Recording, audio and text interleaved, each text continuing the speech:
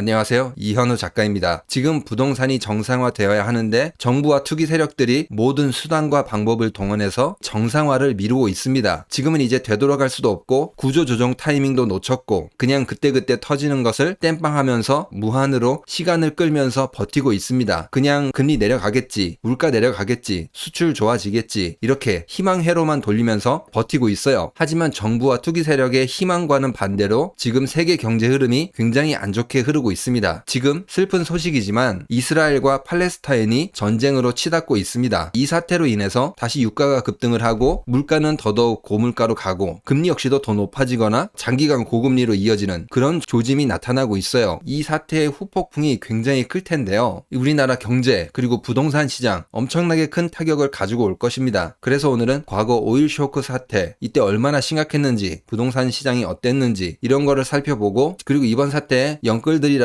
투기꾼들 버티지 못하고 시장에서 자동으로 퇴출되면서 부동산이 정상화될 수밖에 없는 이유 이런 것들도 살펴보도록 하겠습니다. 일단 먼저 이번에 오일 쇼크가 다시 발생하게 될 텐데요. 그러면 가장 큰 타격이 될 거는 바로 고금리입니다. 과거에 1974년 그리고 1979년 이때 오일 쇼크가 두 번이 있었거든요. 이때 당시 금리를 보면은 엄청나게 많이 상승을 했어요. 2차 오일 쇼크 때는 거의 미국 금리가 20%대까지 상승을 했습니다. 지금도 역시 이와 똑같이 흐를 수 있다라는 거예요. 이때 당시 금리를 올렸던 이유는 오일 쇼크가 와서 미국 물가가 상승했기 때문이에요. 지금 보시는 그래프는 미국의 유가와 물가 상승률입니다. 파란색은 유가고 보라색은 물가 상승률이에요. 물가 상승률이 8에서 10% 정도 되거든요. 굉장히 높았죠. 이 물가 상승률 8에서 10%를 막기 위해서 금리를 20%까지 올렸습니다. 지금 미국 물가 상승률 3%대로 내려왔는데 이게 다시 6%, 8% 이렇게 올라가게 되면은 금리가 과거처럼 엄청나게 급등할 수 있다 그 말입니다. 과거에 1차 그리고 2차 석유 파동 때 얼마나 많이 석유 가격이 상승했냐면은 1차, 2차 석유 파동 앞에 보이시죠? 석유 가격이 천천히 올라간 게 아니라 자고 일어났더니 정말 몇 배로 뛰어있는 그런 상황이 됐어요. 1차 석유 파동 때는 석유 가격이 3달러에서 13달러 이 정도 상승을 했어요. 1979년 2차 석유 파동 때는 한 15에서 39달러 2배 조금 넘게 상승을 했죠. 그리고 문제는 고유가가 장기간 이어졌어요. 그래서 미국 경제에 심각한 타격을 줬거든요. 그리고 이제 그 당시 때 우리나라 주택 가격도 굉장히 많이 떨어졌습니다. 왼쪽 그래프는 1차 오일 쇼크 때, 오른쪽 그래프는 2차 오일 쇼크 때 주택 가격 변동률이거든요. 74년도에는 10%, 75년도에는 15% 이상 이렇게 빠졌어요. 2차 오일 쇼크 때도 거의 10% 넘게 빠졌거든요. 그러면 이제 여러분들이 석유 가격이 왜 오르냐 이렇게 궁금하실 수 있는데 중동에 있는 국가들 중에 사우디가 큰 형이거든요. 그리고 지금 미국하고도 사이가 그렇게 좋아 보이지도 않고 이제 그런 상황에서 팔은 어디로 굽는다고 하죠. 결국에는 서방 편이 아니라 중동 국가들의 편에 쓸 수밖에 없어요. 지금 실제로도 팔레스타인의 편에 서겠다 이 말을 했거든요. 이 말을 다시 해석하면은 곧 우리 석유 감산할 것이다. 언제처럼? 1차, 2차 때처럼. 이때는 중동 국가들이 똘똘 뭉쳐가지고 가격을 막 올려버리자 이랬거든요. 그거를 한 번 더 할 수 있다 그 말이죠. 얼마나 큰 사태가 올 것이냐 이거를 생각해보면은 사실 최근에 우리가 이미 겪었어요. 러시아가 우크라이나 침공하면서 이때도 어땠어요? 석유 가격이 폭등을 했습니다. 이 사태로 인해서 우리가 지금 고물가와 고금리 이걸 겪고 있는 거잖아요. 이 사태를 한 번 더 겪는 거예요. 근데 이거보다 훨씬 강력할 거예요. 산유국들 중에 물론 러시아도 10위권 안에 있는데 통계마다 조금씩 달라지긴 하는데 6위에서 8위 정도? 이 정도 되거든요. 그런데 사우디는 1위 아니면 2위입니다. 가끔 통계가 바뀌긴 하는데 그 뒤에 이란 이런 식으로 쭉 있어요. 그렇기 때문에 러시아가 우크라이나 침공해서 이때도 에너지를 끊어버렸잖아요. 유럽에다 물가가 폭등을 하고 난리가 났는데 사우디의 힘이 더 강력하다는 거죠. 진짜 석유를 다 끊어버리면은 전 세계 석유가 어떻게 된다는 거예요? 거의 공급이 중단되는 그런 사태도 벌어질 수 있다는 거죠. 우리나라는 정말 이제 큰일 난 거죠. 사실상 중동에서 가져오는 석유가 대부분이기 때문에 이 사태로 인해서 솔직히 불똥이 어디까지 튈지 모르겠어요. 과거처럼 수출을 중단해버린다 그러면은 우리나라 경제는 그냥 정지, 심정지 상태가 돼버릴 수 있습니다. 물론 그런 사태까지는 안 오길 바랍니다. 지금 이 사태가 러시아가 우크라이나 침공한 이 사태보다 훨씬 더 강력하게 물가라든지 금리에 영향을 줄 겁니다. 정말 무서운 일인데 고물가를 한번 겪었는데 여기서 한 번 더 오게 된다면은 미국이 금리를 더 올리는 사태가 분명히 올 수 있습니다. 우리나라 경제가 굉장히 더 어려운 상황이 올 텐데 그럼 이제 어떤 분들이 질문을 하실 거예요. 과거 오일 쇼크 때 견디지 않았냐? 그럼 이번에도 뭐 그냥 넘어가지 않을까? 이런 식으로 생각하시는 분이 있을 텐데 전혀 그렇지 않아요. 과거 같은 경우에는 오일 쇼크로 고물가가 왔다고 하더라도 하더라도 성장률이 높았잖아요. 그런데 지금은 경제 규모는 커졌지만 경제 성장률은 오히려 더 낮아졌어요. 그렇기 때문에 분명히 쉽지 않을 겁니다. 그리고 당시에는 가계부채가 굉장히 낮았어요. 1980년대 전에 이때는 가계한테 사실 대출을 별로 해주지 않았어요. 당시에는 기업들이 막 성장하고 있는 시기여서 기업들에게 대출을 많이 해주는 그런 시대였거든요. 지금하고 그때하고 경제 체질이 완전히 달라요. 어떻게 보면 과거에 조금 더 버틸 수 있었던 그런 체력이 있었다 그 말입니다. 특히 가계가. 그런데 지금은 가계부채가 GDP의 100%가 그냥 넘습니다. 최근에도 계속 증가를 하고 있죠. 그렇기 때문에 이번 오일 쇼크가 만일 닥치게 되면은 대출을 받은 사람들이 다 무너지는 그런 사태가 발생할 수도 있어요. 이런 오일 쇼크가 또 오게 되면은 경제 성장률도 당연히 뒷걸음을 치거든요. 지금 보시면은 1974년, 1980년 세계 경제 성장률 그리고 우리나라 경제 성장률 모두 다 같이 추락했습니다. 그러니까 지금 이 사태가 심각해지면 심각해질수록 우리나라 수출도 악영향을 받게 된다 그 말이에요. 더 어려워지겠죠. 그러면 지금 이미 연체율이 이렇게 급증을 하고 있는데 버틸 수 있을까요? 못 버팁니다. 부동산 시장 당연히 버틸 수가 없습니다. 이제 내수 시장도 박살이 나겠죠. 사람들도 버틸 수 없다고 지금 이야기하는 게 지금 대출 받은 사람들한테 주담대 받은 사람들한테 물어보니까 58.1%가 대출 이자가 늘었다. 너무 힘들다. 이렇게 대답을 했거든요. 작년보다 대출 부담이 늘어나서 지금 너무 힘들다고 다 이야기하고 있어요. 여기서 근데 지금 주담대가 7% 넘긴 했는데 8%, 9% 그 이상도 충분히 갈 수 있습니다. 이 사태가 더 심각해지면은 망할 수밖에 없습니다. 대출 받은 사람들은 물론 망하라고 하는 건 아닌데 지금이라도 빨리 부채를 정리하고 조금 부동산 손해보더라도 빨리 정리를 하고 털고 나오는 것이 현명한 선택일 수 있어요. 앞으로 만일 사우디가 여기서 더 감산하겠다 이렇게 나오게 되면은 그때는 진짜 늦은 타이밍이 될 것입니다. 그리고 이제 지금 여기서 대출 이자가 늘었다 힘들다 이거를 조금 자세히 들여다보면은 서울이 압도적으로 더 힘듭니다. 서울에 있는 대출 받은 사람들 70.2%가 대출 이자가 늘었다 이렇게 대답을 했어요. 당연하죠. 연끌을 했으면은 물론 주담대 고정금리를 받아왔어도 신용대출도 했을 거 아니에요. 여러 가지 대출을 많이 했기 때문에 높아지는 금리를 감당하기 어려운 상황이 온 거죠 지금. 그리고 지금 이미 대기업들도 구조조정을 시작했다 이런 소리가 들리고 있어요. 몇백 명 구조조정을 하고 있다. 그리고 공기업도 뭐 구조조정할 움직임이다. 이러한 글들이 계속 올라오고 있는데 지금 언론은 지금 이런 걸 통제하고 있는 것 같아요. 이렇게 되면 사람들이 많이 직장을 잃게 되겠죠. 정말 슬픈 일인데 이렇게 되면은 이자도 내지 못하면은 결국에는 정말 헐값에 팔아서 대출을 다 갚아야 되는 그런 상황에 몰리게 될 겁니다. 고통스럽지만 이제 부동산이 정상화되는 거죠. 아무튼 지금 굉장히 안타깝고 슬픈 일이지만 중동에서 전쟁이 발생을 했고 이게 사우디가 감산을 해서 1차, 2차 석유 파동 때와 비슷하게 이어진다면은 러시아 우크라이나 침공 사태보다 훨씬 더 고통스러운 그런 물가 상승과 금리 인상이 있을 것이다. 그 말입니다. 지금 이미 한계에 도달한 견딜 수 없는 이 가계부채가 무너지게 될 것입니다. 그리고 고통스럽지만 그동안 미뤄왔던 구조조정, 부동산 정상화가 시작될 것입니다. 그러면 오늘 영상은 여기서 마치도록 하겠습니다. 구독과 좋아요, 알람 설정, 그리고 응원의 댓글은 영상을 만드는데 많은 힘이 됩니다. 감사합니다.